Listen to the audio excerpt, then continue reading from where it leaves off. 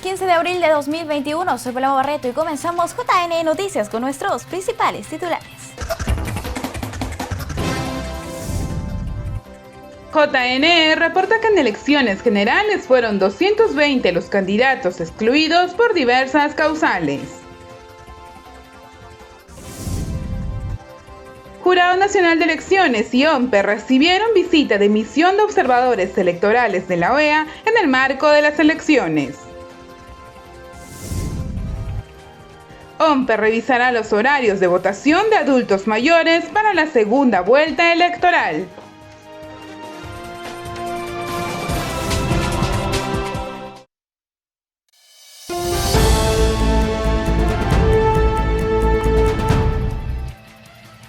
Vamos con el desarrollo de nuestra información. De acuerdo con la encuesta sobre candidaturas 2021 realizada por la línea de investigación del Jurado Nacional de Elecciones, el nuevo Congreso de la República dará prioridad a la educación y también a la salud.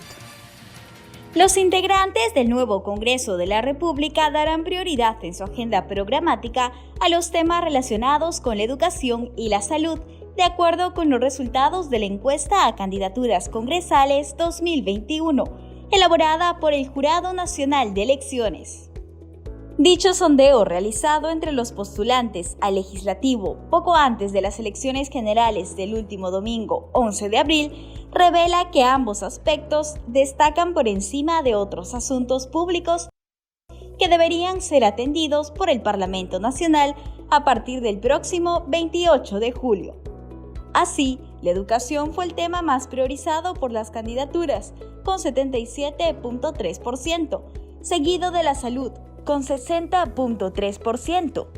Figuran también la lucha contra la corrupción, 39.5%, agricultura, 27.9%, pobreza, 23.1%, inseguridad ciudadana, 18.7%, desempleo 17.7%, reforma política 12.2%, desigualdad social 8.0% e igualdad de género 4.5%. La encuesta 2021, de otro lado, consultó a los candidatos cuáles serían las funciones a las que darían prioridad de ser elegidos parlamentarios, y ellos mencionaron, en primer lugar, la elaboración de leyes, 67.1%, seguida de la representación de los intereses de su región, 49.5%. Además, en menor proporción se mencionan representar a la nación, 28.7%, controlar la actuación del gobierno, 24.7%, y resolver los problemas del Perú, 22.8%.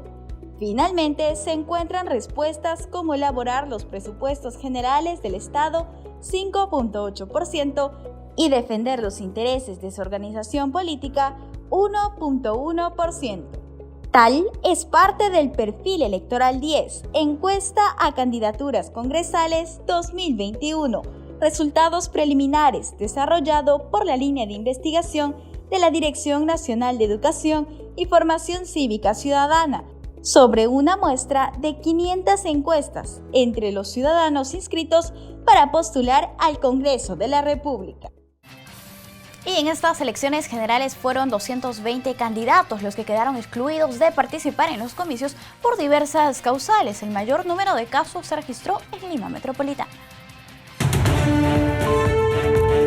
La Central de Operaciones del Proceso Electoral presentó el consolidado de exclusiones en estas elecciones, recordando que el 10 de abril se cumplió con la fecha límite de exclusión por situación jurídica de los candidatos. La Central de Operaciones del Proceso Electoral presentó el consolidado de exclusiones en estas elecciones, recordando que el 10 de abril se cumplió con la fecha límite de exclusión por situación jurídica de los candidatos. Para estas elecciones generales se presentaron 3.342 candidatos y según el gráfico 220 candidaturas quedaron excluidas de carrera electoral tanto para el Congreso de la República como para el Parlamento andino.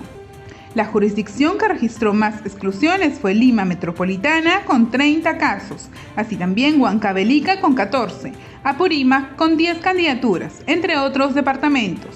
Y en el nuevo distrito electoral de peruanos residentes en el exterior, 9 aspirantes no continuaron. Sobre el tipo de elección para el Congreso de la República se excluyeron 195 candidatos y 25 para el Parlamento andino. Según el género de los sancionados, fueron 136 hombres frente a 84 mujeres. Desglosando estos números, resulta que para el Congreso 76 mujeres fueron excluidas y 119 hombres.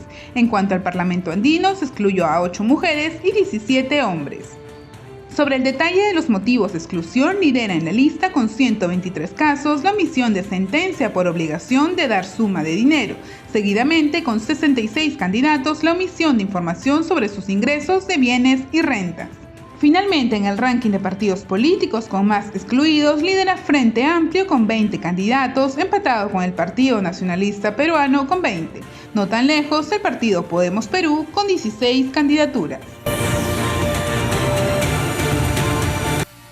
Amigos, les contamos que el presidente del Jurado Nacional de Elecciones, Jorge Luis Salas Arenas, y el jefe de la Oficina Nacional de Procesos Electorales, Piero Corbeto, recibieron la visita de la misión de observadores electorales de la OEA para informar los pormenores del desarrollo de las elecciones del último domingo. Tras la visita, el jefe de la misión agradeció la apertura de las autoridades electorales y las facilidades para la realización de su trabajo en los comicios del país. Los observadores anunciaron además la emisión de un informe preliminar ante una eventual segunda vuelta con sus recomendaciones al finalizar el cómputo de las votaciones. Ahora tenemos una buena noticia. La Oficina Descentralizada de Procesos Electorales de Trujillo culminó con el procesamiento del 100% de las actas para las elecciones presidenciales y ya se encuentran trabajando en su sala de cómputo para procesar las actas de la elección congresal. Veamos. Trujillo ha sido la primera oficina descentralizada de procesos electorales de la OMPE que ha culminado con el procesamiento del 100% de las actas electorales de los últimos comicios generales. Así lo informó su jefa, Kelly Cotrina Durán.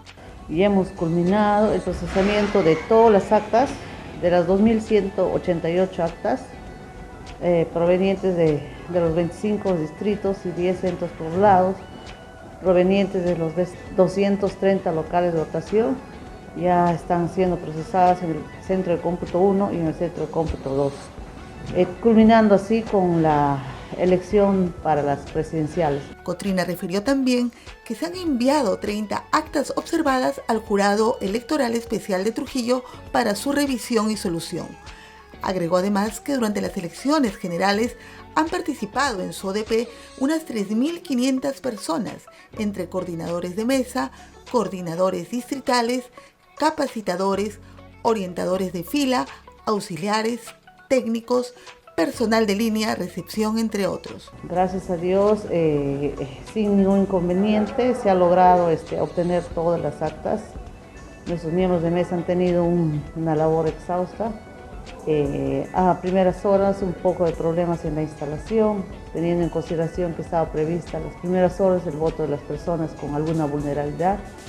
Superado este impasse, ya ha sido con toda normalidad, con toda tranquilidad, y las elecciones se han llevado a cabo hasta las 7 de la noche, donde ya se procedió a hacer el escrutinio, ¿no? Por otro lado, Cotrina Durán aseguró que durante la jornada electoral no se registraron mayores inconvenientes y se pudo instalar todas las mesas de votación.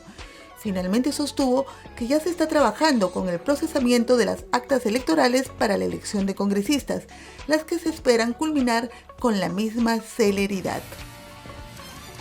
Y en todo proceso electoral se presentan actas observadas. Estas son derivadas por las ODP a los jurados electorales especiales. ¿Pero qué es un acta y por qué causales se observa? ¿Qué es un acta electoral? Un acta electoral es el documento en el cual se registran los datos e incidencias propios de una mesa de sufragio, desde su instalación hasta el cierre, y que está compuesta por 3 secciones: acta de instalación, acta de sufragio y acta de escrutinio. Las actas electorales únicamente pueden ser observadas cuando el acta electoral contiene error material con inconsistencias en los datos numéricos consignados. El acta electoral es ilegible cuando contiene cualquier signo, grafía o carácter diferente a los números, o que contengan la combinación de estos borrones o enmendaduras, que hagan imposible su identificación numérica. El acta electoral se encuentra incompleta. No consigna el total de ciudadanos que votaron ni en letras ni en números. El acta electoral no presenta datos, no se registran votos, total o parcialmente, en los casilleros correspondientes a la votación o cuando el acta electoral no contiene la cantidad mínima de firmas de miembros de mesa requeridas. ¿Qué pasa con las actas observadas? Identificadas las actas con las observaciones, el jefe de la ODP la remitirá al jurado electoral especial para su resolución correspondiente.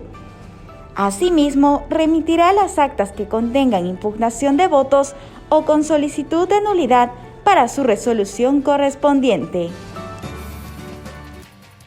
Y es precisamente, amigos, esa la labor que están desarrollando desde los 60 jurados electorales instalados en todo el país. Vamos a ver ahora las imágenes que corresponden al colegiado de Lima Oeste 2, cuyo ámbito de impartición de justicia electoral abarca los distritos de Surquillo, Miraflores, San Luis, La Victoria y San Borja. Ahí se inició el procesamiento de 184 actas electorales observadas durante el proceso electoral del 11 de abril.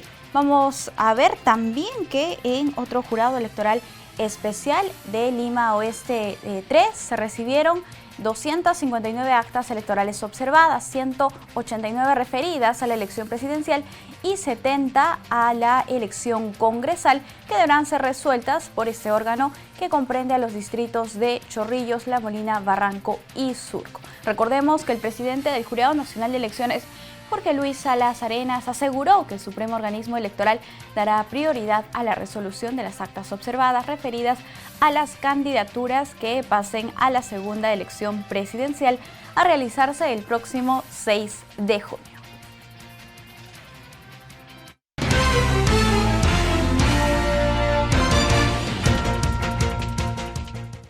Vamos a hablar sobre el informe del Jurado Nacional de Elecciones respecto a la participación política de las poblaciones en situación de vulnerabilidad en nuestro país. Hoy nos encontramos con el coordinador de la línea de investigación de la Dirección Nacional de Educación de nuestra institución. Se trata de Henry Ayala. Henry, ¿cómo estás? Bienvenido.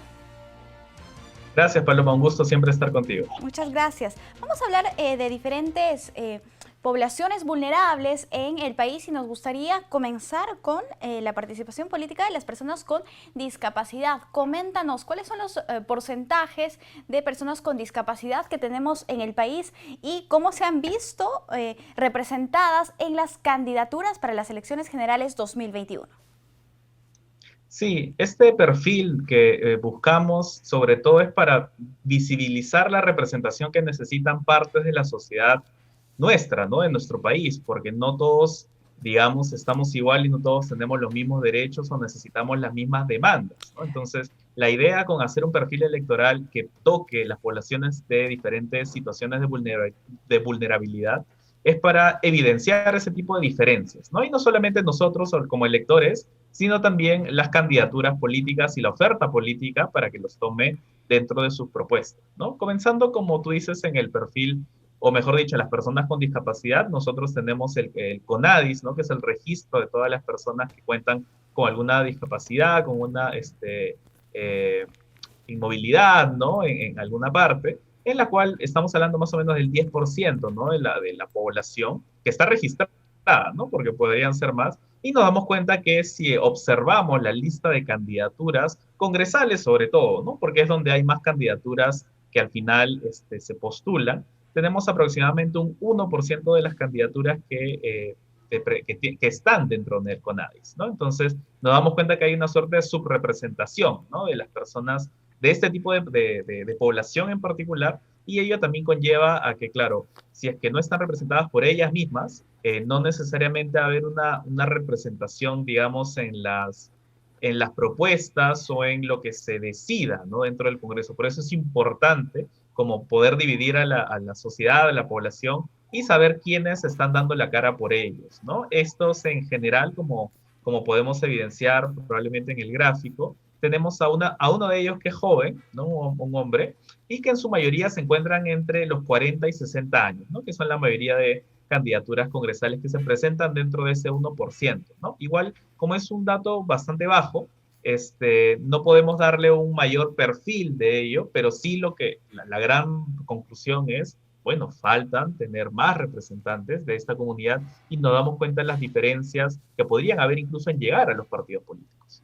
Perfecto. Ahora, respecto a la participación política de los afrodescendientes, ¿cuántos afrodescendientes tenemos en nuestro país y cómo se ven representados también en las candidaturas? Seguramente más adelante también evaluaremos cuántos han accedido a escaños en el Congreso de la República. Sí, aquí nosotros tenemos una herramienta que está publicada en otro perfil, que es la encuesta Candidaturas Congresales, que nos permite tener un dato fehaciente, estadístico sobre ello, ¿no? Porque lo que hemos presentado en el perfil de representación de afrodescendientes es más o menos un apoyo que nos ha hecho la Asociación Ashanti Perú para poder revisar, ¿no? Sobre todo en Lima, quiénes son las candidaturas que se identifican, ¿no? O según sus criterios son afrodescendientes, ¿no? Y encontramos que conforme han pasado las listas congresales en el 2016, en las congresales en 2020 y ahora en el 2021, tenemos un número que no pasa de las 20, ¿no? Sobre todo en Lima, en donde hay mayor presencia sobre todo de las mujeres.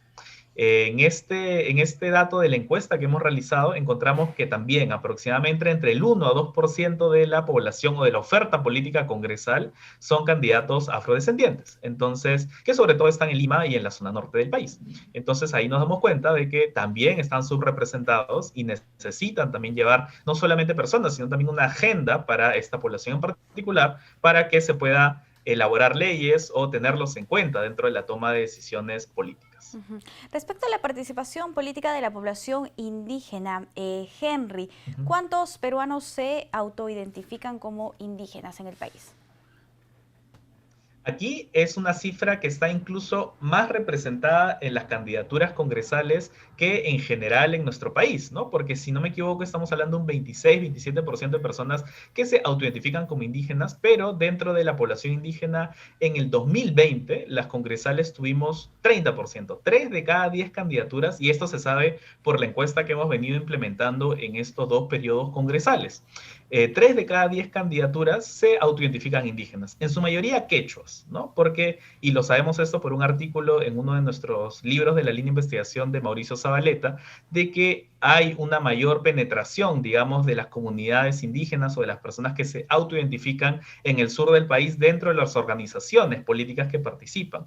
Mientras, en el caso de los pueblos amazónicos, no hay esa conexión, no está mucho más desconectado, y por ello es de que no están tan representados no solamente en la oferta política, sino también en quiénes son los que entran al Congreso de la República, ¿no? Entonces, estamos hablando de un dato que se ha mantenido por ahí, ¿no? O sea, hablamos de 27% en esta elección en el 2021, hablamos de 30% en el 2020, y que efectivamente hay una diferencia entre la población de la sierra, quechos o aymaras, ¿no? Que se autoidentifican como tal, y la población de la selva, o la oferta política de la selva, que está más desconectada de los partidos políticos. Bien, respecto a la participación política de la comunidad LGTBI, ¿cuántas personas conforman esta comunidad y cómo se ven representadas en las candidaturas? Al igual de las poblaciones o de la población afrodescendiente, tenemos un límite, ¿no? O es limitado la manera en cómo podemos acercarnos a ello, porque todo es con el autorreporte, ¿no? Entonces, las personas que mencionamos aquí, que son 5 que estaban postulando dentro de las listas congresales, son porque ellos mismos se han autoidentificado mediante la plataforma Observa Igualdad de la dirección, ¿no? Entonces, eso quiere decir de que no necesariamente solamente ellos representan a la comunidad, ¿no? Entonces, es un avance, porque en otras tenemos un libro también de candidaturas LGTBI que habla de un porcentaje o un número de 40 personas entre el 2006 y el 2016 que han postulado a las elecciones congresales, pero en este caso tenemos 5, y al parecer, y ya hablaremos de eso luego, que entre los virtuales congresistas, 2 de ellos se encuentran, ¿no? Entonces estamos viendo también un registro sostenido de participación política LGTBI dentro de los congresos, entre de 2 a 1 persona visiblemente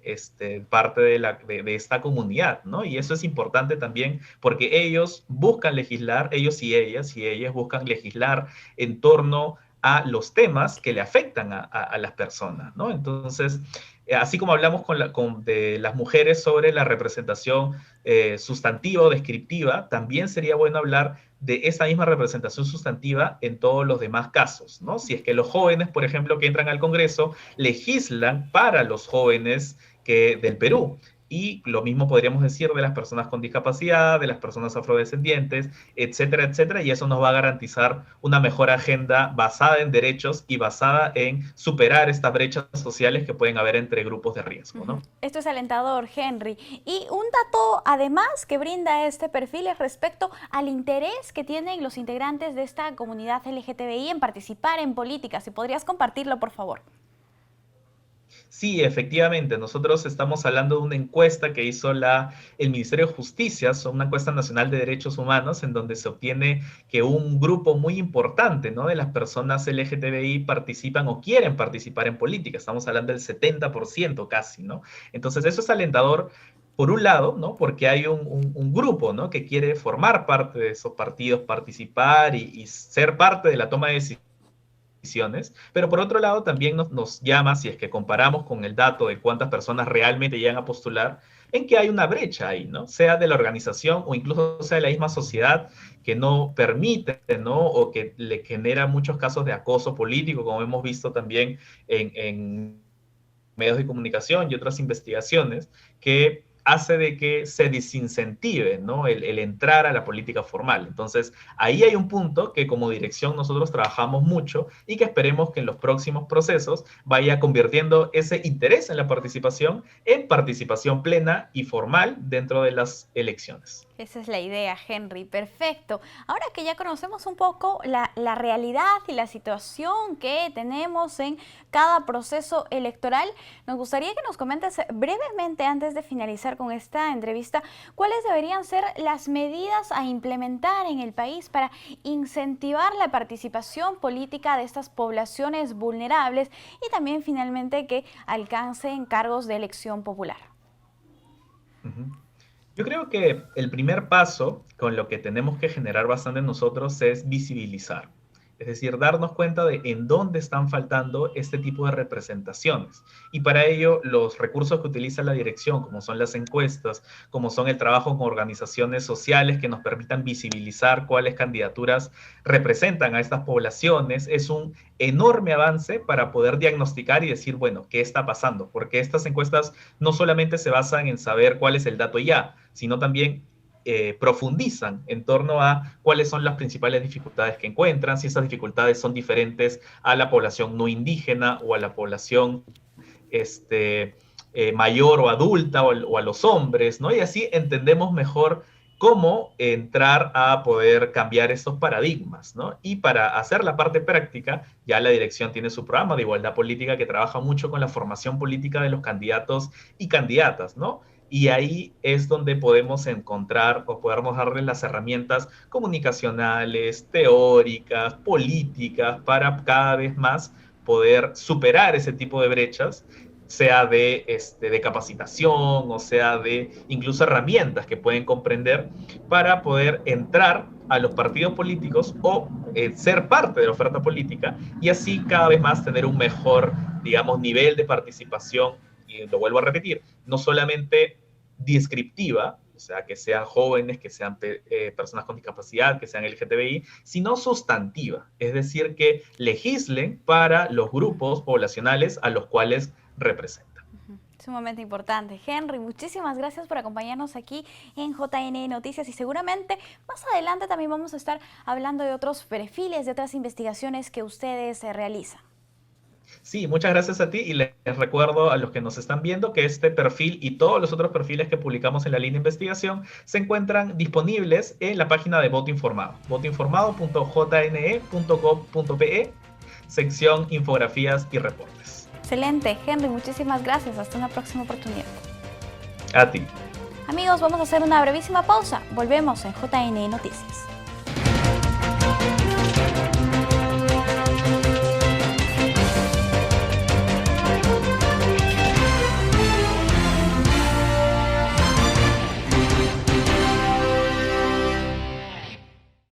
Muchas gracias. Gracias por continuar con nosotros. La Defensoría del Pueblo recomendará que en segunda vuelta electoral los adultos mayores concurran a los centros de votación en horas más tarde. El informe es de nuestro canal aliado TV Cosmos.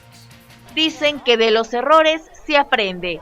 Tras lo acontecido el último domingo durante las elecciones generales 2021, donde se evidenció aglomeración y adultos mayores expuestos al contagio de la COVID-19, con miras a la segunda vuelta electoral, el representante de la Defensoría del Pueblo, José Agüero, espera que la OMPE establezca medidas preventivas más efectivas. Sin duda que de repente va a haber un comunicado en el que se diga pues que hay que evaluar el cambio de horario para los adultos mayores, donde ellos lleguen y encuentren las mesas ya habilitadas para que no haya estos inconvenientes que tuvieron este domingo.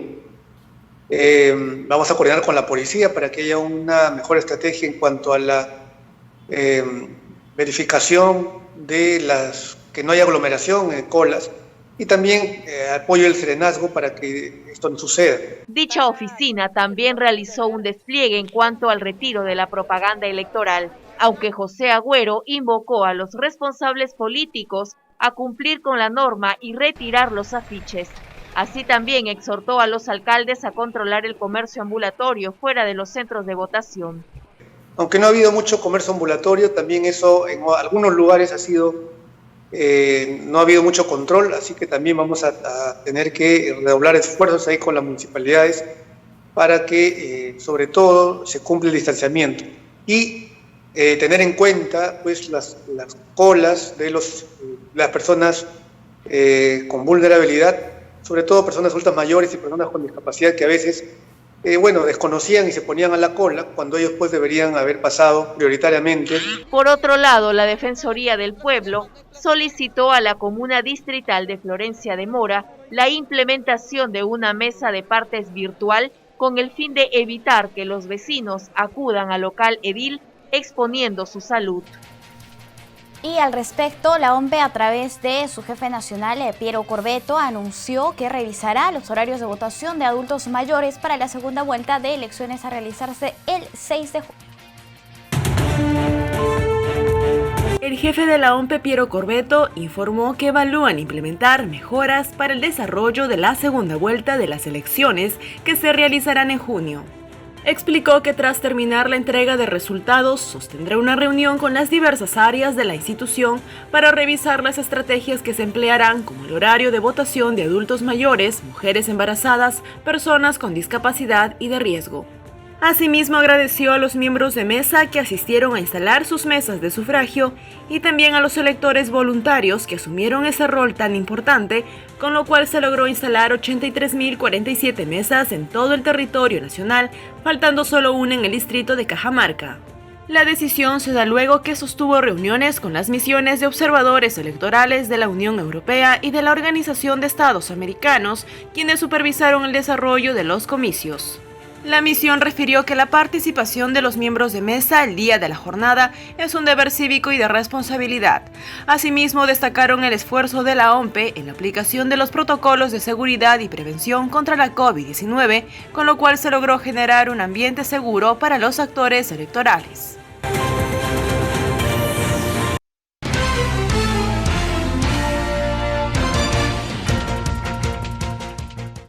Y para hablar sobre las campañas electorales hacia la segunda vuelta, estrategias y debilidades, conversaremos con el señor Nicolás Ortiz. Él es antropólogo y especialista en marketing político. ¿Cómo está, señor Ortiz? Bienvenido a JN Noticias. Muy buenos días. Buenos días, Paloma. Qué gusto. Señor Ortiz, coméntenos por favor cuáles habrían sido los aciertos, las fortalezas de estos dos candidatos que pasarían a la segunda vuelta electoral. En marketing, un poco a veces tenemos la confusión de lo masivo, ¿no? O sea, pensar de que solamente lo que le gusta a la gran mayoría es lo importante, y más bien justamente estos dos candidatos son de nicho, que es una estrategia relativamente curiosa. Definitivamente la elección del profesor Castillo apela pues a un mensaje unívoco, ¿no? A un grupo muy determinado y fijo que es pues la ruralidad, ¿no? Que está expresada en su voto y en su discurso. También es cierto que tiene un mensaje sólido, sostiene básicamente una idea, y todo lo que ha ocurrido este día es justamente verificar o confirmar si que la idea, lo que se ha plasmado en discursos, incluso en plan, es cierto, y parece ser pues, que sostiene pues, una consistencia. Entonces, claramente es un público nicho, no sé decir, pero que permite identificar al sector rural, por ejemplo, de Cajamarca, una zona andina, pero sí, que no habla quechua, y que no tiene pues, nevados, por ejemplo, con la zona sur, o como parte de selva. Entonces, el mapa es clarísimo en ese segmento. En el otro lado, más bien, en el caso de Fujimori, es claramente que tiene un voto sólido y consistente. Es clarísimo que ha perdido pues, la posición mayoritaria, la posición absoluta, ¿no? Perdió un congreso mayoritario y no ha pasado con 40% como ha sido en los procesos anteriores. Entonces, de una marca rendidora, de una manera u otra, se ha acoderado en sus mensajes básicos. Y nada más básico que volver a la marca original, ¿no? Que es básicamente la remembranza del padre y de sus mensajes. Entonces, ha enfatizado en lo nuclear de su propuesta, y por eso hoy tenemos a dos, alternativas, que son claramente diferenciadas, claramente antagónicas, pero con que el voto duro ha sido suficiente para superar las demás propuestas, ¿no? Que estaban en el medio, de una manera u otra, no tenían esa solidez, ¿no? Es muy difícil pensar que haya otro voto sólido por ahí, salvo, de alguna manera u otra, por ejemplo, el voto de renovación, ¿no? Que casi creo que ya está en el tercer lugar. Sí, efectivamente. En todo caso, cada candidato ha buscado, se ha enfocado en su propio nicho y ha fortalecido ese voto, ¿no? Ahora, respecto a las redes sociales, se ha dicho mucho que en esta campaña, por el tema de la pandemia y por el uso de las redes sociales que actualmente tenemos los peruanos, sería un espacio clave en el cual desarrollarse. Sin embargo, ¿qué es lo que pasa en el caso del señor Pedro Castillo? Él ha invertido mucho en las redes sociales, ¿ha tenido presencia en este espacio virtual? Es también interesante, justamente los nichos generan sus propios mecanismos de comunicación. Entonces, el señor Castillo no ha tenido redes sociales. Dicho sea de paso, redes sociales, por ejemplo, Twitter, que es un medio importantísimo en el uso político, claro, no lo maneja directamente él, sino es claro que hay un grupo, gente de Lima, que son periodistas, que más bien han adoptado el uso de este espacio, eso no lo maneja, ¿no? Entonces, más bien, incluso en TikTok hoy se ve ciertas manifestaciones que claramente no son de partido, sino que son pues de adhesiones o gente que sí está digitalizada y que de una manera u otra pues ha asumido la vocería, digamos, indirecta de este partido, ¿no? De esta agrupación. Pero eso pasa también en el mercado. Un caso curiosísimo es, por ejemplo, de la música K-pop, es decir, nunca tuvo una presentación en medios masivos, pero hoy por hoy puedes encontrar supermercados o conciertos masivos en su momento, sin haber estado en el mainstream, que se llama, ¿no? En la masividad. Por el contrario, si has visto otros candidatos, claramente más limeños, que han estado hasta en televisor de Miami, ¿no? Televisor de Miami, entonces, y en sondeos pues, de Las Vegas y cosas así, ¿no? De una manera claramente también te marca que es otra mirada pues del mercado electoral y otra lógica pues de la política. Ojo que, claro, en pandemia también es cierto que había que ser pues, cuidadosos con las manifestaciones públicas, ¿no? Y eso también nos muestra que en la ruralidad, o para un gran sector, hay mucha gente que no ha podido guardar cuarentena o simplemente no aplica la cuarentena para ellos. Claro. En ese sentido se tendría que evaluar, señor Ortiz, qué tan importante sigue siendo la campaña presencial, los mítines, las caminatas, que incluso ha realizado el señor Pedro Castillo ya para el cierre de su campaña. Claro, vamos, cabalgatas, ¿no? Pero creo que ahí con un sentido de oportunidad, de autenticidad, pero también esta estrategia directamente enfocó su campaña en aquellos espacios donde no estaba lo clásico y lo tradicional, ¿no? Entonces se fue pues básicamente a poblaciones. El voto de Lima metropolitana versus Lima provincia nunca es más notorio, ¿no? O sea, Lima y Callao incluso no se parecen tanto, pero tienen bastante parecido por obvia continuidad. Pero pues, Lima, provincia que se llama, que es esta división medio abstracta, ¿no? De dividir pues Barranca con Guarachirí, ¿no? Cañete, ahí hay un voto bastante alto, ¿no? Por la agrupación de Pedro Castillo. Entonces, también nos habla claramente de cómo entendemos los medios de comunicación, los masivos y las redes, ¿no? Claramente una suerte y una lógica, pues, de burbuja, ¿no? Y de abstracción de la realidad. Creo que probablemente también es una gran oportunidad para poner sobre la mesa contenidos más nacionales, ¿no? O sea, para entender que claramente, pues, eso nos pasa a todos. Vamos a provincia y ves las noticias desde Lima y dices, ¿en qué momento me entero puntualmente qué está pasando en esta localidad? Y ves alguna televisión local que más o menos te da una información, o periódicos localistas. Entonces, sí hay un vacío informativo, ¿no? O sea, hay claramente un vacío, una desconexión informativa que creo que es mucho más importante para analizar que puntualmente, pues, a los dos candidatos en disputa. Yo creo que a estos candidatos les sobrepasa una realidad que ellos mismos no esperaban. Son 4 millones de votantes de 23. O sea, entre los dos nos suman 4 millones. No llega ni al 20%. Y considerando que hay casi un 40 o 30% de ausentismo. Entonces, ahí viene lo que yo le llamo el centro radical. El ciudadano hoy, el que va a elegir, tiene que ubicarse en ese centro de una manera radical. Si las posturas son extremas, el ciudadano tiene que estar en una posición de centro extrema, en el sentido de reclamar lo que exactamente sí cree escuchar de ambas partes. O sea, un extremo izquierda, un extremo derecha. En ambos hay extremos peligros, incluso democráticos, que no han sido aclarados en ninguna de las dos partes. Entonces, creo que le toca al ciudadano, al que no votó, al 20% que votó en blanco. Nulo puede ser, pues es un error, pero 20% votó en blanco. Estamos hablando de casi 8 millones que no expresó voto. Y estamos hablando de otro tanto que votó por otras opciones. Creo, es el momento más relevante en el cual el votante debe sentirse parte de la elección y exigir información y exigir cuáles son sus posturas mínimas. No que los políticos no van a ceder, que los votantes no van a ceder. No vamos a ceder democracia. No vamos a ceder derechos individuales o derechos minoritarios. No vamos a ceder aquí en instituciones. No vamos a ceder, o sea, ¿qué cosas no se va a ceder?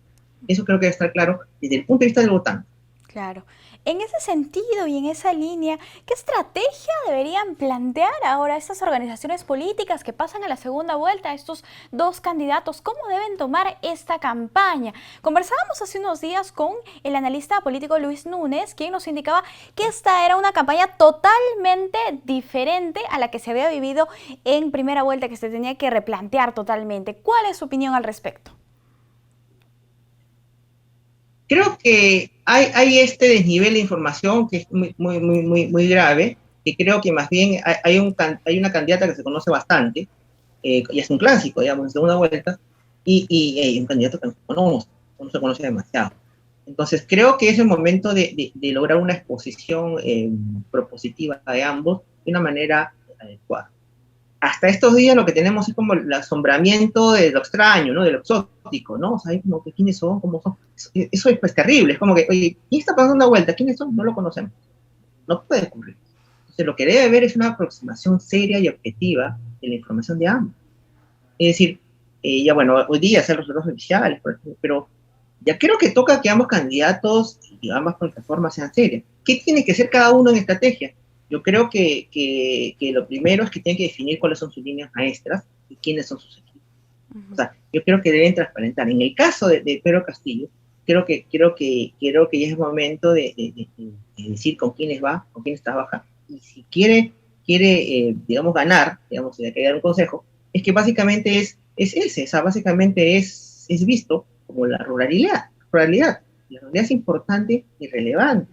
Entonces, creo que es importante que no salga de eso, porque más allá de las elecciones, creo que perderíamos un mensaje muy importante que es, hay un Perú rural que no se ha atendido. Claro. Pues, ganando o no ganando, no debe perder ese mensaje por su propia autenticidad y por la validez misma de ese mensaje. Y al final de cuentas creo que es la única estrategia que tiene también, porque si comienza a hacer de una manera u otra, ciertas distorsiones, va a caer en ciertos poderes que se le están aupando, que de una manera u otra lo van a llevar a territorios ajenos, ¿no? Ese es el lado. Pero claro. En el lado de Keiko Fujimori, yo lo tengo bastante claro. Mientras trate de estar lo puntual y menos esté ella, es mejor. O sea, creo que tiene mejores intérpretes. Creo que hay más atributos alrededor o fuera extra ella y su partido que ella misma. Entonces, sí, o sea, si es capaz de atraerlos a su lado, las virtudes que probablemente no son mayoría, pues en el caso de ella y su partido, creo que tiene grandes opciones. Bien. Bien, señor Ortiz, vamos a ver qué es lo que pasa en esta segunda vuelta. Todavía tienen muchos días de campaña y seguramente el elector podrá decidir su voto también bien informado. Muchísimas gracias por acompañarnos. Hasta una próxima oportunidad. Gracias. Hasta luego a todos. Cuídense. Gracias, amigos. Vamos a hacer una pausa. Volvemos.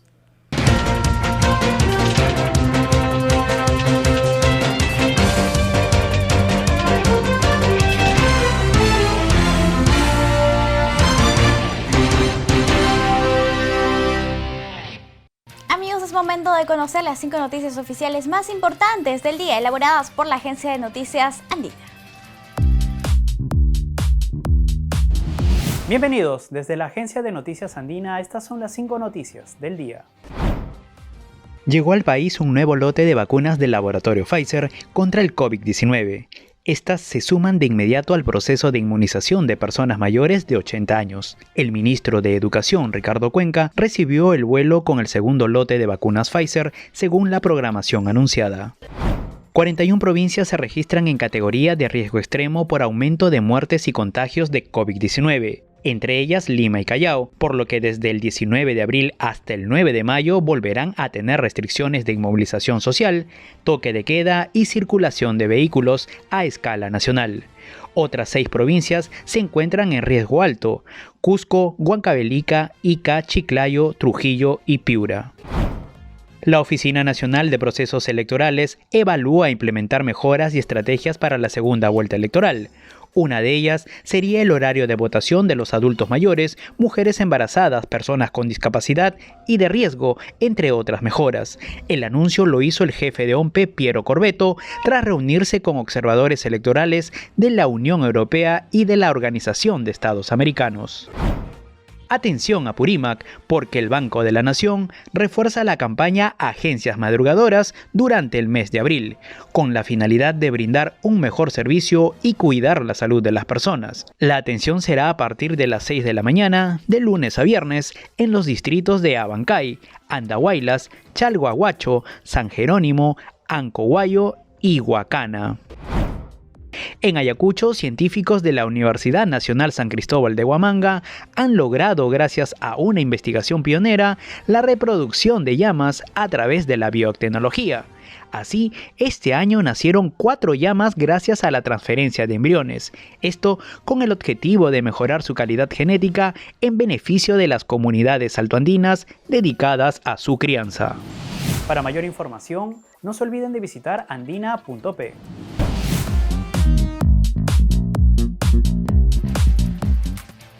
Amigos, vamos a revisar ahora la página oficial de la Oficina Nacional de Procesos Electorales para revisar los resultados que se tienen hasta el momento. Veamos primero la elección presidencial. El panorama es similar, pero ya tenemos contabilizadas las actas procesadas al 99.953%. Ya falta muy poco para concluir con este conteo. Vamos a revisar entonces. En primer lugar se encuentra el Partido Político Nacional Perú Libre con 19.1%. Estamos hablando de más de 2.665.000 electores. En segundo lugar se encuentra Fuerza Popular con el 13.364%. Estas dos organizaciones políticas serían quienes pasarían a la segunda vuelta. Vamos ahora a ver lo que pasa en la elección congresal. ¿Cuáles son las bancadas que van a tener representación en el Legislativo Nacional? Vemos ya que se encuentra el Partido Político Nacional Perú Libre, pero estamos hablando de un 99.8% de actas procesadas hasta el momento. El último reporte es de las 11:16 de la mañana del día de hoy. Sí, revisamos entonces quienes pasarían al Congreso de la República, quienes tendrían bancada. Sería el Partido Político Nacional Perú Libre, seguido de Fuerza Popular, Acción Popular, Renovación Popular, Alianza para el Progreso, Avanza País, Partido de Integración Social, Juntos por el Perú, Partido Democrático, Somos Perú, Podemos Perú y finalmente el Partido Morado. Ellos son quienes alcanzan la valla de representación hasta el 5%, es decir, solamente ellos pasarían, lo que no significa que seguirían inscritos en el registro de organizaciones políticas. Algunas organizaciones perderían su inscripción, puesto que no alcanzaron los 7 congresistas por diferentes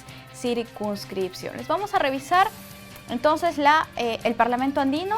Al 99.5% de actas procesadas, los partidos que lideran son Perú Libre, Fuerza Popular, Renovación Popular y Acción Popular. Ellos serían quienes tendrían posibilidad de colocar parlamentarios. Vamos a revisar ahora la participación ciudadana. ¿Cuánto de ausentismo tenemos? Según actas procesadas, al 99.95%, ya falta muy poco. Tendríamos el ausentismo casi al 30%, estamos hablando de 29.788% y los asistentes el 70.21%. De esta manera entonces ha sido la participación de los ciudadanos el pasado 11 de abril. Si usted quiere revisar estas cifras, puede hacerlo a través de la página de la Oficina Nacional de Procesos Electorales. Vamos con más información. Tenemos ahora el despacho de los colegas del Seguro Integral de Salud sobre sus principales actividades en todo el país. Gracias, Paloma. Bienvenidos a esta nueva edición del microinformativo de la IAFA SIS a tu servicio. El uso de la tecnología nos permite estar conectados con las personas y sobre todo con nuestros asegurados. Ahora puedes verificar en línea si estás afiliado a un plan de seguros del SIS.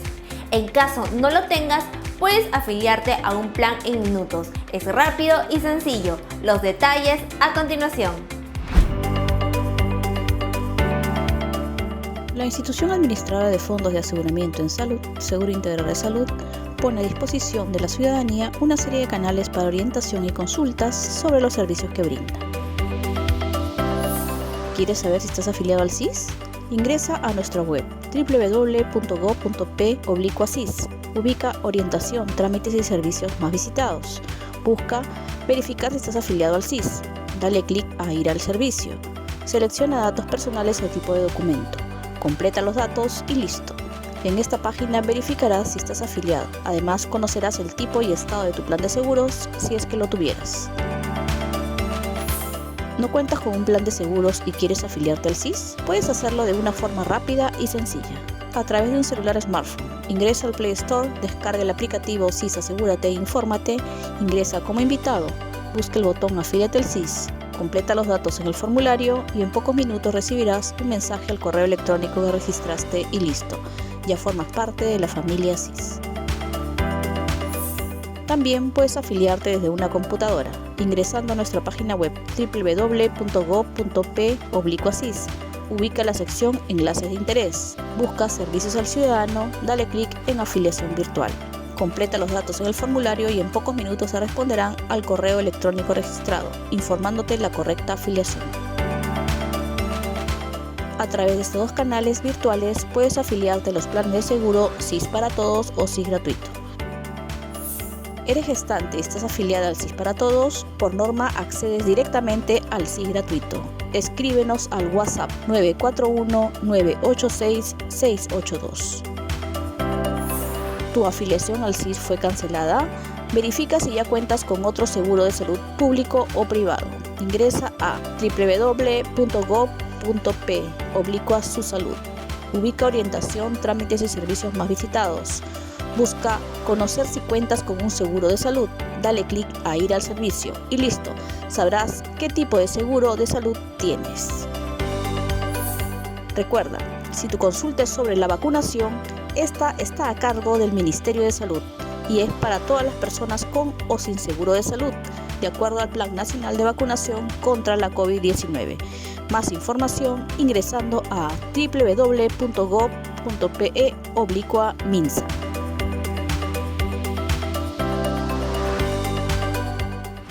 Recuerda cumplir con las medidas preventivas para evitar la propagación de la COVID-19.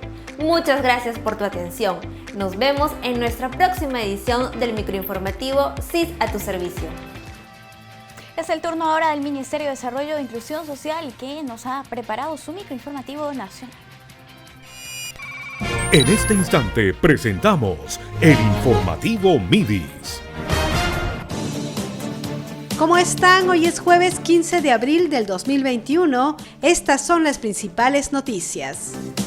El MIDIS, en articulación con la DIRIS Lima Norte, la Defensoría del Pueblo y 5 municipalidades distritales, ha realizado pruebas de COVID-19 a 1.825 socias de los comedores populares de Lima Norte adscritos al Programa de Complementación Alimentaria PCA. El objetivo es brindar un diagnóstico oportuno a las responsables de la preparación de alimentos en los comedores populares de los distritos de Caraballo, San Martín de Porres, Los Olivos, Independencia y Comas. Escuchemos a la señora Dina Flores, socia del comedor Santo Tomás de Payet. Vengo del comedor Santo Tomás, ¿no? Aprovechando que están haciendo la prueba para descartar si una tiene ese virus, sobre todo como atendemos al público, hay niños, hay adultos mayores. Esperemos que pase pronto esta pandemia, ¿no? Y gracias a MINDES también, ¿no?, que está haciendo estas pruebas.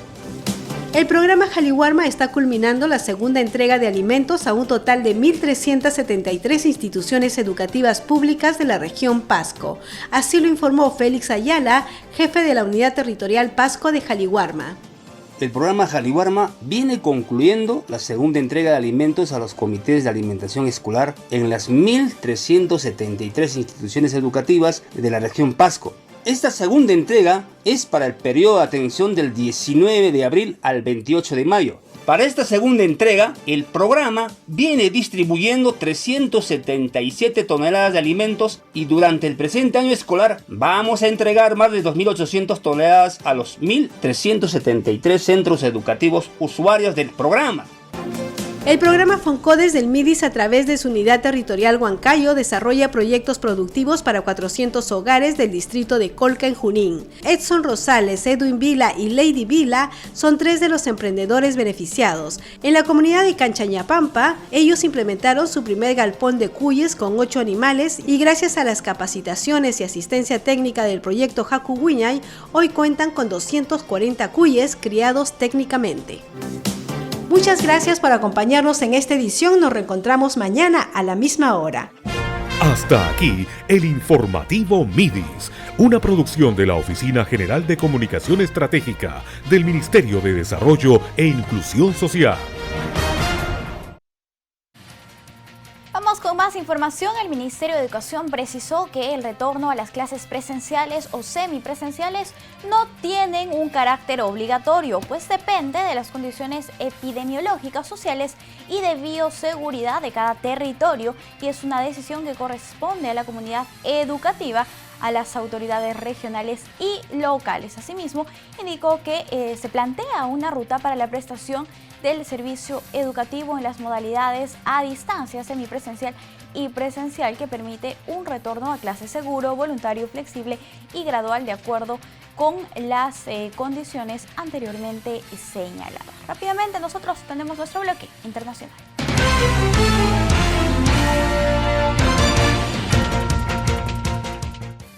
En Bolivia avanza el proceso judicial contra Janine Áñez. Tras un mes de prisión, la expresidenta interina promete resistir pese a enfrentar nuevos cargos en su contra.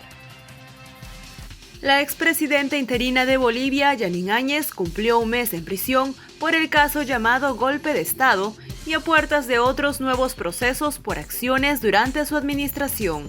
El pedido de justicia de una multitud de seguidores se sintió en La Paz con la manifestación de grupos opositores al gobernante Movimiento al Socialismo que reclamaron la liberación de Áñez, 2 de sus exministros y exjefes militares detenidos acusados por terrorismo, conspiración y sedición. Áñez ha publicado en sus redes sociales una carta manuscrita en la que ha anunciado que resistirá porque la causa es más grande que la pena. Por otro lado, se ha dado a conocer que Áñez ha sido citada para declarar en calidad de investigada en el marco de una acusación para juicios de responsabilidad por acciones durante su mandato.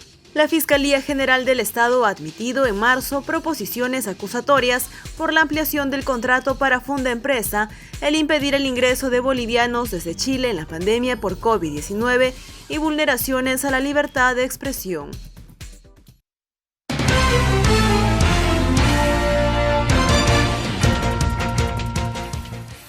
Amigos, no hay tiempo para más. Muchísimas gracias por acompañarnos. Recuerden que estamos en los canales 44 y 516 de Movistar TV, así como en las redes sociales del Jurado Nacional de Elecciones y también en las plataformas de nuestros canales aliados. Los dejamos con imágenes de Pisco. Permiso.